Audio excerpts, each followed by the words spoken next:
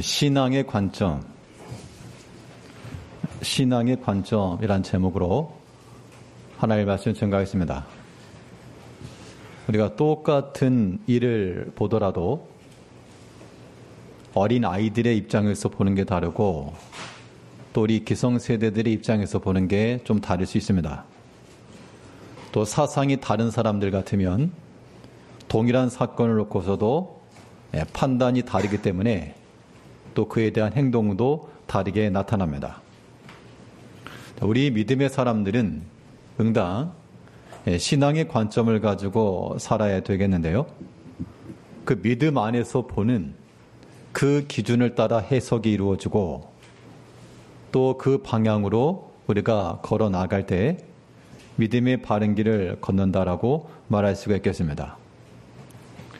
그러면 우리가 믿음의 길을 잘 걸어간다, 그 목적지를 향해 간다라고 할 때 어떠한 특징들이 나타나는가 하면, 우리 어떤 서울에서 어떤 지방을 간다, 어떤 목적지가 있으면요, 그 차를 타고 이동할 때 처음에는 보이지 않다가 점점 가까이 갈수록 그 지명에 대한 안내판 혹은 표시가 나타나기 마련입니다. 근처에 왔다는 뜻이죠. 우리가 믿음의 관점으로 살아간다는 것은 우리 눈에 들어오는 것들, 우리가 경험되어지는 이 모든 것들이 다 믿음 안에 있는 것들이 된다는 겁니다. 그러면 이 믿음 안에 있을 삶이라고 하는 것은 결국 우리가 무엇을 보고 무엇을 듣고 무엇에 감각되어야 될 것인가 라고 하는 것인데요. 오늘 본 말씀을 통해서 살펴보도록 하겠습니다. 첫째로 신앙의 관점으로 살아간다 할 때 우리에게 보여지는 바는 변화와 회복이라고 하는 것이 눈에 들어와야 됩니다. 변화되는 것, 회복되는 것, 이런 것들이 우리 눈에 들려오고 보여지고 들려주고 한다는 것은 우리가 믿음의 관점으로 점점 가까이 나아가고 있다라고 하는 뜻이고, 그 반대라고 하는 것은 그냥 다른 데 가는 겁니다. 자, 우리가 변화를 말할 때도요, 이건 어디까지나 좋은 변화를 말합니다. 우리 신앙인들은 당연히 좋은 변화를 항상 힘써 추구해야 되겠습니다. 음식을 썩는다든지 아니면 상해진다든지 그러한 것은 나쁜 변화고, 우리 신앙 안에서 산다는 것은 우리 믿음 안에서 좀 더 나은, 더 좋은 변화를 추구해야 됩니다. 오늘 본문 11장 5절 말씀에서 예수님께서 세례 요한에게 응답하신 말씀이, 가서 전해라. 맹인이 보며 못 걷는 사람이 걸으며 죽은 자가 살아나며 가난한 자에게 복음이 전파된다 하라. 지금 이 세례 요한의 질문에 대해서 예수님께서 답변하시기를, 가서 세례 요한이 봐야 될 게 있다. 지금 오늘 본문 내용은 세례 요한이 예수님에 대하여 오해하고 있는 장면이고, 이에 대해서 예수님께서 해소시키는 장면인데요. 세례 요한이 뭐라 그랬는가 하면, 오실 리가 당신입니까? 아니 우리가 다른 사람 기다릴까요? 라고 질문했는데, 그 말인즉슨 당신 메시아 맞아? 이런 뜻입니다. 내가 생각하는 거 아닌데? 그런 일에 대해서 지금 이 세례 요한에게 가서 전하거라. 맹인이 본다. 못 걷는 사람이 걷는다. 자, 하나님 나라의 실현이라고 하는, 하나님 나라가 우리 가운데 임한다라고 하는 것은 이러한 변화를 의미하는 겁니다. 오늘날 우리가 사람을 고치거나 못 보는 사람을 눈을 뜨게 한다거나 그러한 신유의 은사가 우리 가운데 없어도 우리가 보지 못하던 곳에서 볼 줄 알며, 어디까지 영안이 열리는 것이죠. 못 걷는 사람이 걸으며 하나님 말씀에 대한 순종을 가리키는 겁니다. 죽은 자가 살아나며 생명 역사가 일어나고 있는가. 가난한 자에게 복음이 전파된다. 그 어떤 필요보다 그리스도의 복음, 천국 복음이 그들의 필요가 된다라고 하는 것인데, 이게 하나님 나라의 그러한 점점 확장이라는 겁니다. 그러면 세례 요한은 왜 예수님께 그런 말을 했을까? 오실 그이가 당신입니까? 이거 뭐 그렇게 말할 수도 있지라고 말하지만, 뭐 예를 들면 이런 겁니다.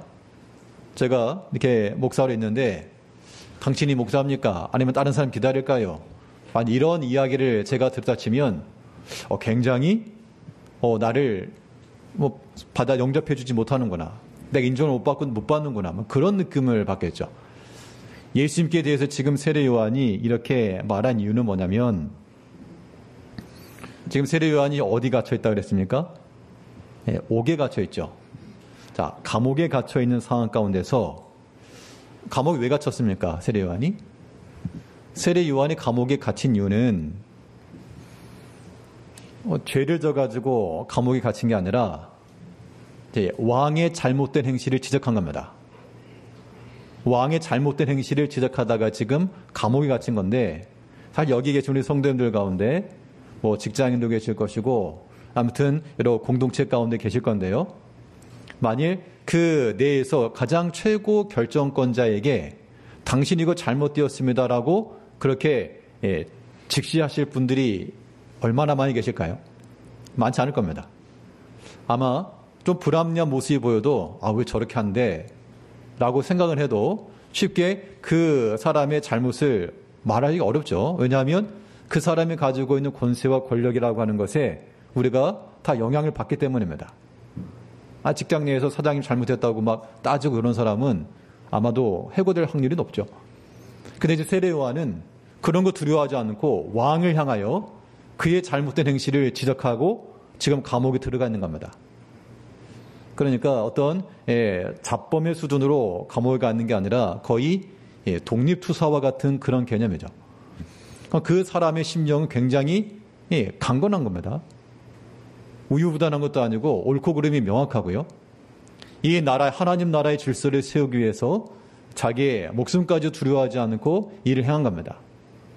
근데 가만히 보니까 들리는 바에 의하니 내가 분명 하나님의 어린 양이라, 세상 죄를 짊어지고 가는 하나님의 어린 양이라고까지 내가 말했는데 저 사람이 하는 걸 보니까 나 도무지 납득이 가지 않는다.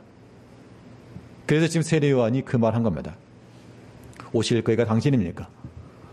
이때 예수님께서는 내가 아무리 강성한 그런 목적과 마음을 가지고 비록 왕의 명령, 왕의 서슬퍼런 권세도 두려워하지 않고 그의 앞에서 직언을 하다가 감옥에 갇혔을지라도 하나님의 나라가 그렇게 오는 게 아니다 라고 하는 것을 지금 이야기하시면서 이 변화되는 모습을 봐라.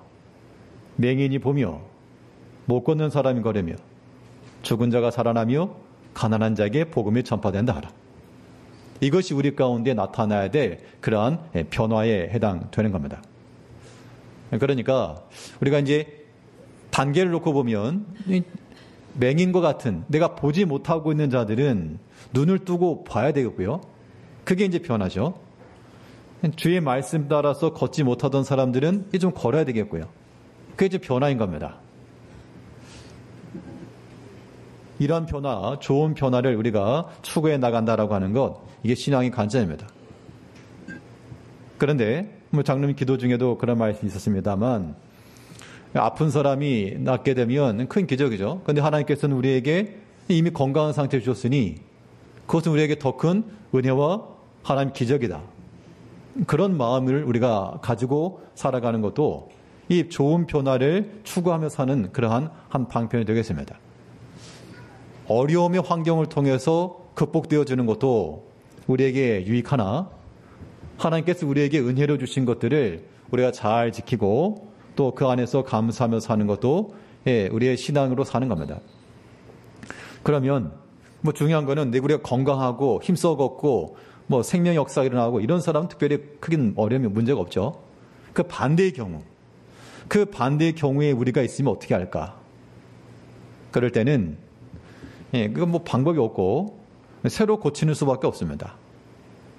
기존의 방식을 그대로 고수하는 것이 아니고 새로 고쳐서 거의 새 창조와도 같이 새롭게 만들어내는 그 수준에서의 우리 안에서의 새로움을 우리가 또한 하나 앞에 간구해야 됩니다.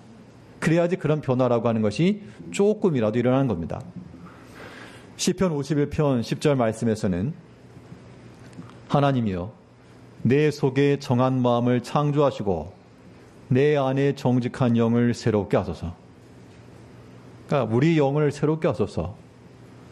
우리 육체도 강건함을 따라서 힘있게 나가야 되겠고 우리 영도 하나님 안에서 새 마음과 새로움을 받아 또 힘을 받아야 되겠습니다.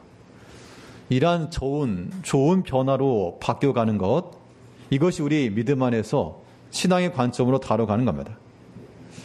점점 안 좋아져 나가는 쪽으로 나가지 않고 우리 거기서부터 돌이켜 주변을 보면서요. 우리 주변 가운데 좋은 변화들 항상 보며 또 그것을 우리가 우리 삶 가운데로 또한 적용해 나가야 되겠습니다. 그러면 예수님의 말씀은 맹인과 못 걷는 사람과 죽은 자와 다른 사람들이 변화되는 것을 보아라 라고 하셨지만 결과적으로는 세례 요한에게 어떤 말씀을 주시는가 하면 내 마음이 지금 회복돼야 된다 그 얘기입니다. 세례 요한이 지금 예수님으로 인해서 마음이 실족한 상태에 있거든요. 나로 인하여 실족하지 않은 자는 복이 있다. 그 말씀은 세례 요한이 하는 그 심정 상태가 나로 인하여 지금 실족된 상태다 그 이야기인 겁니다. 예수님께서 세례 요한에게 뭐 잘못한 것 아닌데 지금 예수님을 보면서 어떻게 저러실 수가 있는가 그런 마음이 들었다 그런 얘기죠. 그러한 세례 요한의 마음을 예수님께서 살피시고 내 마음이 실족한 상태로 있지 말고 너 또한 마음의 회복을 받아야 될 것을 말하고 있습니다. 그 이유가 무엇인가 하면 세례 요한의 상태가 지금 예수님께 가까이 나아가고 있지 못하고 그 반대 걸음을 치고 있는 것처럼 보입니다. 오늘 본문 11장 3절 말씀에 예수께 여짜오되 오실 그이가 당신이 오니까 우리가 다른 일을 기다리오리이까. 예수님께서 세례 요한에게 너 나 때문에 시험 받아라 이렇게 말하지 않았습니다. 한 번도. 그런데 세례 요한이 보고 자기 생각에 지금 이러한 실족함을 당한 거죠. 이때 우리가 어떤 마음을 지녀야 되는가? 우리 마음 가운데 상함이 있거나 여러 가지 실망감이 들 때, 그러니까 세례 요한이 볼 때 예수님이 하시는 것이 이 마음에 들지 않은 겁니다. 흡족하지 않은 거죠. 왜냐하면 내가 하는 이 복음 운동과 달리 저런 방식을 하시는가 라고 하는 거였는데 이때 우리가 할 것은 아무튼 우리의 상한 마음이라고 하는 것이 상한 상태로 그대로 있으면 참 아무것도 할 수가 없습니다. 종이가 찢어지거나 그러면 그 찢어진 것을 가지고 온전하게 사용할 수가 없습니다. 우리의 마음도 그러한 얇은 종이와 같은데 그 종이가 금방 찢어지죠. 근데 이 종이를 찢어지지 않도록 하는 유일한 방법은 단단한 벽에 아예 딱 붙이는 겁니다. 물론 그래도 칼로 찢긴 찢죠. 그러나 벽을 부수지 않는 한 그 종이 자체를 벽에서 떼어내지 못할 거니까 우리가 우리의 마음이라고 하는 것이 질그릇과 같아가지고 질그릇이라고 하는 거 깨지기 쉬운 그릇이다 그 얘기입니다. 우리가 세상 일 가운데 깨지기가 쉽잖아요. 여러 크고 작은 일들 때문에 우리 마음이 상하기도 쉽고 사건 때문에 또 사람 때문에 우리 마음이 상하기가 쉬운데 그 상한 마음이 있을 때 그대로 있으면 우리 믿음의 관점으로 나가는 거 아닙니다. 어떻게 하셔야 되는가 하면 그 마음이 상함이 있을 때 우리는 하나님께로 나아가 하나님 마음이 상한 자를 가까이 하시고 또 통회하는 자를 굽어 살피시 하나님 그 하나님께 나아가서 우리가 치유함을 받아야 됩니다. 우리 시편 34편 18절 말씀에 여호와는 마음이 상한 자를 가까이 하시고 충심으로 통회하는 자를 구원하시는도다. 마음이 상했을 때 우리가 하나님 앞에서 하나님 내 마음을 주께서 고쳐주시고 어루만져 주시고 위로하시고 그런 마음들 갖는 거 무엇보다 중요한 겁니다. 일전에도 한번 말씀드린 적이 있는데 그 일본에 가면 출입국 관리사무소가 있는데요. 거기 가려면 시나가와라고 하는 역에서 내려야 됩니다. 그때 제가 보면서 항상 갈 때마다 눈에 들어왔던 것이 거기 이제 그 여러 출구 이름들이 나와 있죠. 뭐 북쪽 출구, 남쪽 출구 이런 것처럼 항구 쪽에 있기 때문에 바닷가 쪽에 있어서 항 남쪽에 있는 출구 이렇게 해서 코난 이렇게 말합니다. 항구 남쪽으로 향하는 출구다. 근데 이제 그 외국인을 위해서 한글로 다 친절하게 적어놨는데 한글로 뭐라고 적어놨는가 하니 고난 출구, 고난 출구. 그래서 볼 때마다 야 저기 고난 출구 여기 있다. 근데 고난 당할 때만 여기 와야 되겠다. 그런 생각을 좀 했던 적이 있었는데요. 뭐 우스갯소리지만 우리나라 중에서 가장 믿음에 신실한 사람들이 살고 있는 동네가 어딜까요? 그냥 농담식으로 하는 겁니다. 우리나라에서 가장 믿음이 신실한 사람들, 여기 가면 참 믿음 있는 사람들만 산다. 그 동네, 얼핏 나왔네요. 인천 주안. 어디 사냐? 저 주안에 삽니다. 하다못해 내가 마음이 회복되고 싶으시면 기도도 안 돼, 찬송도 안 돼, 말씀도 안 들려. 그러면 그냥 저기 1호선 타시고 주안역 갔다가 나 주안에 갔다 왔다. 그러니까 우리가 또 어떻게 보면 몸부림치는 거예요, 사실은. 몸부림치는 거죠. 우리의 심적 상태가 우리가 마음이 상함이 있을 때 지금 세례 요한의 상태가 지금 그런 거죠. 나는 지금 이렇게 감옥에 갇히기까지 이렇게 와 있는데 내가 정말 기다렸던 그 메시아가 하는 일을 보니 저 모습이 과연 맞는가 상심이 된 겁니다. 예수님 때문에 지금 시험 든 거잖아요, 사실. 다른 사람도 아니고 예수님 때문에 시험 든 사람이 참 세례 요한. 그러니까 예수님 때문에도 시험 들기 때문에 우리가 뭐 교회 내에서요 사람 때문에 시험 드는 것은 항상 비일비재하는 겁니다. 혹여라도 목사 때문에 시험 들거나 그러신 분이 계시면 뭐 예수님 때문에 시험 들었는데 뭐 사람이 어쩌겠습니까? 그런데 예수님께 뭐라 말씀하셨습니까? 나로 인하여 실족하지 않는 자가 복되다. 그랬으니까 뭐 목사가 되었건 뭐 장로님들이 되었건 권사님 되었건 누가 되었건 사람으로 인해서 실망하지 않고 넘어지지 않도록 하는 것이 복된 겁니다.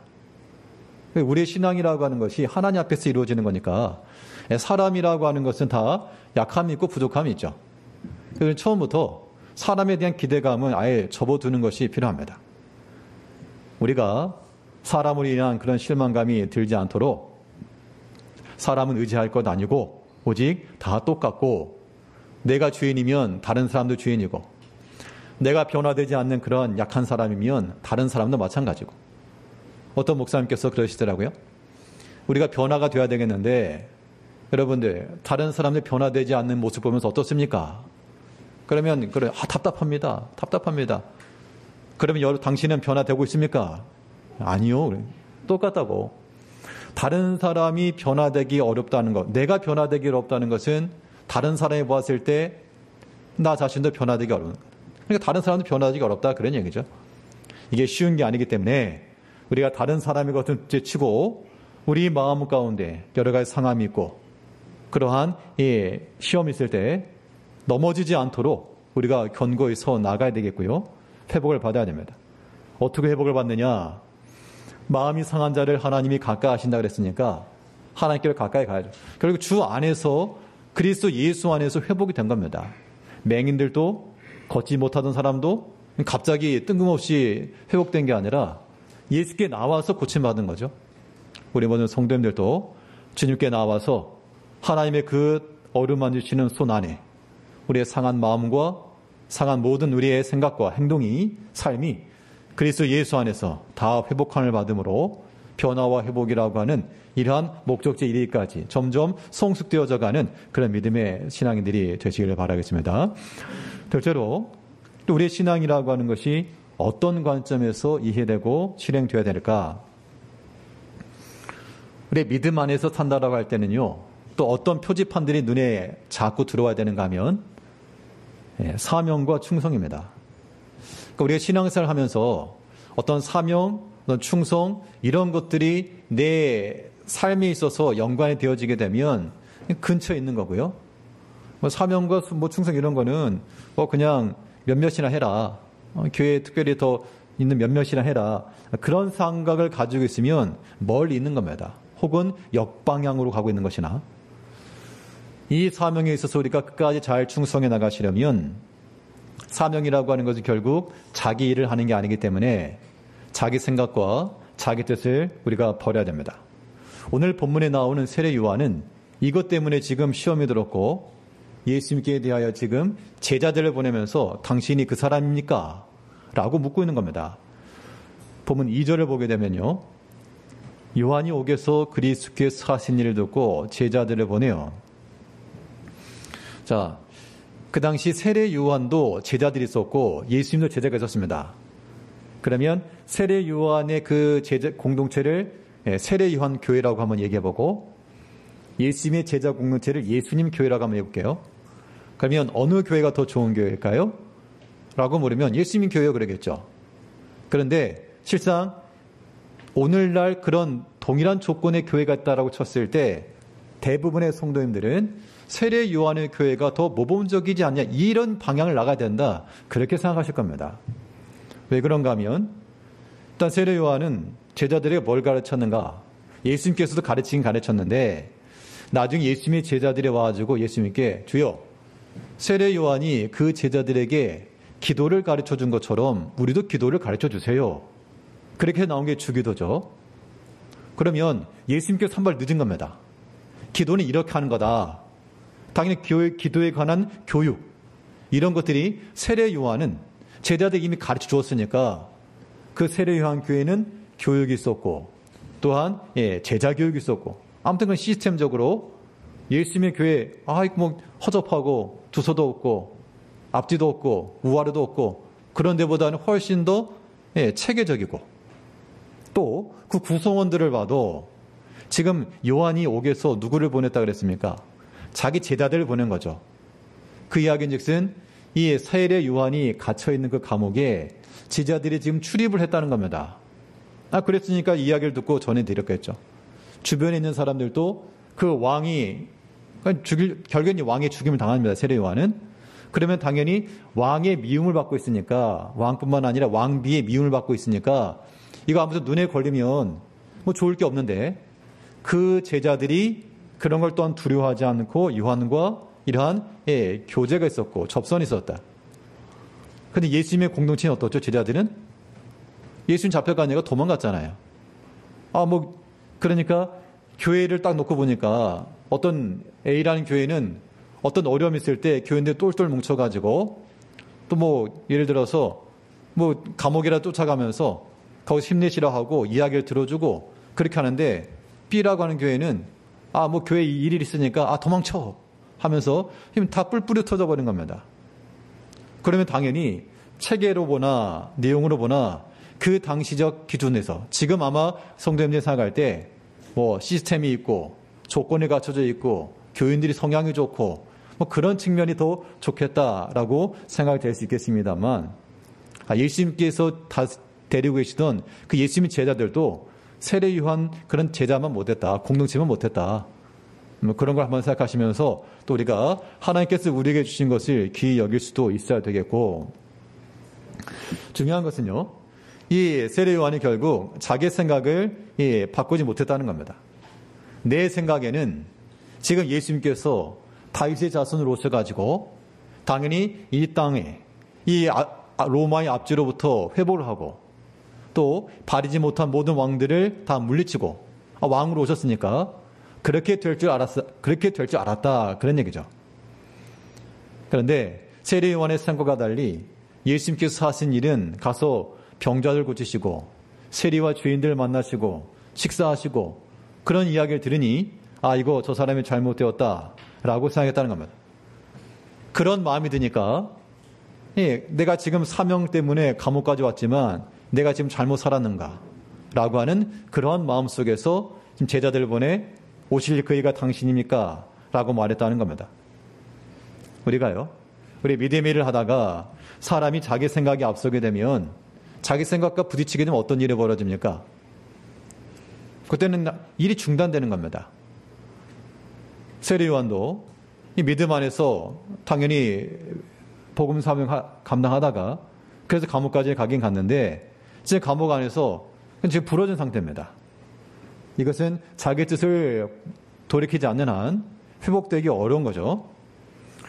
우리는 사람의 생각이라고 하는 것이 절대적으로 옳은 게 없으니까 나도 사람이니 내 생각도 절대적으로 옳은 것은 아닐 것이고 또한 다른 사람의 생각을 더 낮게 여기라 하신 성경 말씀을 따라 자기 자신을 숙일 줄 알고 돌이킬 줄 아는 그런 모습도 필요합니다.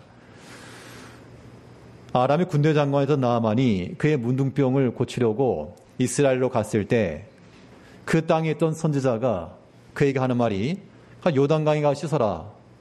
그때 나아만이 어떻게 했는가 하면 아니 내가 목욕할 물이 없어서 여기까지 온 줄 아느냐 하고 버럭 성을 내며 돌아갔는데 그 곁에 있던 사원이 말하기를 아니 그거 못합니까 그거 딴 거라도 할 판에 그래서 나가서 고침을 받았는데 그 했던 말이 무엇인가 하면 내 생각에는 그 사람이 나와가지고 주여 외치면서 화음부에 손을 얹고 기도해 줄 줄 알았다. 그게 자기의 생각이었는데 그렇게 되지 않으니까 지금 고침받으러 왔다가 지금 돌아가 버렸다는 겁니다. 열왕기하 5장 11절 말씀에 내 생각에는 그가 내게로 나와 서서 그의 하나님 여호와의 이름을 부르고 그의 손을 그 위에 불어 흔들어 나병을 고칠까 하였도다. 그런 마음을 가지고 출발했는데 귀한 예물들도 가지고 그런데 그런 푸대접을 받으니 아이 뭐 요단강만 못하냐 하고 돌아갔다는 겁니다. 중단된 거죠. 중단된 겁니다. 그러니까 자기 뜻을 자기 생각을 접지 아니하면 그 믿음의 일이 지속되어 나갈 수가 없다는 겁니다. 물론 자기 생각이라고 하는 것도 하나님 앞에 합당하고 올바른 것이면 우리가 지혜롭게 잘 지켜나가야 되겠죠. 또 사람의 일이면 사람과 사람 사이에서 일어나는 일이기 때문에 우리가 뭐 같은 말이라도 선하고 아름다운 방식으로 하는 그런 지혜가 또 필요할 겁니다. 어떤 사람은 옳은 말을 해요. 옳은 말을 하는데 좀 듣기 싫은 경우가 있습니다. 옳은 말인데 말하는 것이 조금 얄미운 식으로 얘기할 때 얄미워. 틀린 말을 하는데 듣기 싫어. 그렇게 되게 되면 듣는 사람도 물론 뭐 잘못된 거지만 말하는 사람이 지혜가 없는 겁니다. 우리가 그리스도의 마음을 닮아 예수님께서 그 깝깝한 제자들 보시면서 인내하셨잖아요. 예수님을 따라다니는 제자들도 예수님의 마음을 다 헤아리지 못하고 또 자기들이 서로 낫다고 다툴 때 예수님께서 깝깝하셨겠으나 다 인내하시고 참아주시고 그렇게 해서 그의 제자들을 쓰신 겁니다. 이제 우리가 주의 일, 사명의 일을 이룬 다음에 있어서 주 앞에 충성된 마음을 가져야 되겠는데요. 내 생각과 내 뜻이 주의 뜻을 앞서지 않도록 우리가 자기 것을 버려야 되겠고 우리의 것을 버린다는 것은 동시에 주의 뜻이 무엇인지를 힘써 따라가야 됩니다. 그러니까 우리가 주께 부딪혀서 주로 인하여서 실족하는 자가 아니라 그의 뜻을 따라 행하여 그의 일을 이루는 것이 복된 것이다 라고 말하고 있습니다. 오늘 본문 11장 6절 말씀에 누구든지 나로 말미암아 실족하지 아니하는 자는 복이 있도다 하시니라. 세례 요한이라고 하는 믿음의 선자가 뒤에 가게 되면 이제 예수님께서 세례 요한을 어떻게 평가하셨는지가 나오게 되는데요. 누구든지 나로 말미암아 실족하지 않는 자가 복이 있다 하시니라. 자, 결국 세례 요한이 어떻게 되었습니까? 세례 요한은 감옥에 있다가 죽임을 당했습니다. 예수님 어떻게 되셨죠? 예수님도 십자가에서 죽임을 당하셨죠. 예수님의 그 공생의 기간이 몇 년이었다고 우리가 보통 그렇게 얘기합니까? 예수님께 약 30세에 사역을 시작해가지고 33세, 그러니까 약 3년 반? 자, 3년 반이 지나는 것은 예수님께서도 3년 반 주일 딱 하시고 하나 앞에 가셨잖아요. 우리 여기 계신 성도님들은 몇 년이신가요? 네, 3년보다 훨씬 많으시죠. 3년이라는 시간이 금방 지나가더라고요. 어제 뭐 핸드폰 가게 잠깐 들 일이 있어가지고 잠깐 들려서 뭐 좀 봐달라고 했는데 그 상태를 보더니 이거 약정 기간이 벌써 3년 지났다. 바꿔라. 그래서 바꾸는데 더 싸다. 그래서 바꿔줘라. 그래서 바꾸긴 바꿨는데 벌써 3년 됐냐고. 참 얼마 전에 와서 한 것 같은데 벌써 3년 지났냐고. 좀 이렇게 참 놀랐던 적이 있었는데요. 그런데 예수님께서 사역을 진행하실 때 그 앞으로 내가 한 50년 목회하겠다. 그런 마음을 가지고 예수님께서 복음을 전하신 거 아니죠. 분명 처음부터 하나님께로 돌아가실 것을 아신 거예요. 그 이야기인즉슨 예수님의 삶에 있어서 그 끝이 한편으로는 닫혀 있었다는 겁니다. 오늘 이 말씀을 좀 드리고 싶은데요. 우리가 물론 고난 가운데 있을 때는 우리가 소망을 가지고 숨구멍이 튀어야 되니까 소망을 가지고 열어놓고 창문을 열어놓고 그렇게 열린 미래를 향해 되겠으나 우리가 뭐 예수님처럼 사도 세례 요한처럼 뭐 감옥에 갇히거나 뭐 지금 당장 죽음을 당하거나 그런 거 아닐 거니까요. 자, 우리에게는 열린 미래가 있다라고 생각되기 쉽죠. 지금 당장 내년, 10년, 20년 그런 일들을 생각하실 때 그 연수를 좀 닫아보시기 바랍니다. 그러니까 예수님께서 3년 반 공생에 마치시고 하나님 앞에 갔잖아요. 여기 계신 분들 가운데 다 하나님 앞에 다 가실 거겠죠? 그죠? 그러면 3년 반 뒤에 간다. 3년도 그러면 뭐 아직 지나간 3년이야 빨리 갔지만 뭐 3년 뭐 살만하네. 그러면 3년 6개월을 치고 3년 지났다 칩시다. 6개월 남은 거예요. 6개월.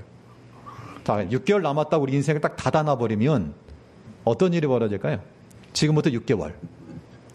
그러면 우리가 이 땅 가운데서 앞으로 내가 해야 될 것이 많이 있는데 그 가운데서 무의미한 것들은 굳이 하지 않겠죠. 이제 뭐 6개월 뒤에 내가 하나님 앞에 가야 되는데 내가 지금 이거 하고 있겠는가. 그런 마음이 분명히 들 겁니다. 자, 예수님의 심정이 어떤 심정이셨을까? 예수님께서 어떤 마음으로 사역하셨을까? 분명 10년, 20년 계속 한도 끝도 있는 게 아니라 이제 3년, 6개월 곧 이럴 때 가실 때가 이른 줄 아시고 자, 그 마지막을 염두에 두고 지나가신 그 주님의 마음이라고 하는 거 예수님께서 십자가 그 겟세마네 동산에서 기도하실 때요. 마음이 어땠다 그랬습니까? 내 마음이 번민하고 춥게 되었으니. 자, 이건 이제 왜 춥게 되었다 뭐 그렇게 말씀하실까? 아마도 우리 이제 여러 성도님들도 인생 가운데 여러 가지 크고 작은 어려움들을 겪으셨을 거니까 정말 큰 고난 가운데 있게 되면 마음이 번민이고 낙심이 있죠. 근데 예수님께서는 세상의 모든 짐을 다 짊어지고 지금 가신 겁니다. 참 감당하기 버거운 그 일을 예수님께서 지고 가셨기 때문에 그 무거운 짐을 하나님 앞에 다 쏟아놓으시고 그렇게 해서 주의를 이루신 겁니다. 세례 요한도 그가 내가 10년, 20년 내가 복음 전하겠다. 뭐 그런 마음 가졌다 그러면 굳이 옥에 갇히지도 않았을 겁니다. 옥에 갇힌 상태에서 내일을 알 수 없는 그 상황 속에서 어떤 마음이었을까? 지난주는 특별히 그런 걸 좀 많이 생각해 봤는데요. 그 후배 강사님이 소천 소식을 듣고 또 이제 다른 지인 목사님과 또 통화도 하면서 이런 생각을 좀 많이 해봤습니다. 자, 어떤 마음이었을까? 그 이제 병을 앞두고 당연히 이제 그 병이 내일 모레 감기처럼 쉽게 낫는 그런 병 아니니까 뭐 중간자식 왔다 갔다 했으니까요. 자, 그 상황 가운데서 당연히 교회 내에서 사역을 맡고 있었고 또 가정도 있을 것이고 뭐 부모들도 계실 것이고 그런 상황에서 그게 어떤 마음이었을까, 어떤 심정이었을까라고 생각을 하니까 예수님께서 내 마음이 번민하여 죽게 되었다라고 하는 걸 조금은 어렴풋하게나마 이해가 되었는데요. 우리가 믿음 안에 살아간다 할 때 예수님께서 행하신 모든 사역은 앞으로 내가 10년 만년 계속한다 그런 의미가 아니라 우리 인생을 닫아놓고 사신 겁니다. 어느 한편으로는 이제 우리도 하나님께서 우리에게 주신 모든 환경과 상황 속에서 하나님께서 우리에게 주신 모든 것들을 이 안에서 내가 충성하겠다. 그래야지 사명과 충성이 이루어진다 그 뜻입니다. 예수님께서 오늘은 제자들과 조금 갈릴리 뱃놀이나 가자 그렇게 하신 것이 아니라 물론 배도 타셨죠. 전도하러 가시면서 그렇게 선용을 하신 것이고요. 우리가 사명과 충성함이 이르는 이런 신앙의 관점으로 산다라고 하는 것은 오직 주의 뜻을 따라 우리 주님께서 걸어가신 그 길을 온전히 가는 겁니다. 그럼 그 주의 뜻을 알아야 되겠는데 그 주의 뜻을 알려고 그러면 우리가 주의 뜻이라고 하는 거 주의 말씀에서 나오는 것이잖아요. 그 말씀에서부터 주께서 이 모든 일을 행하시기 때문에 우리가 날마다 하나님의 말씀에 주목하면서 그 말씀의 은혜를 받으면서 또한 우리가 끝까지 주님께서 걸어가셨던 그 믿음의 길을 따라 그 고난의 길을 따라 끝까지 충성하시며 주 앞에 이르는 우리 모든 성도님들이 되시기를 바라겠습니다. 기도하겠습니다. 우리 그리스도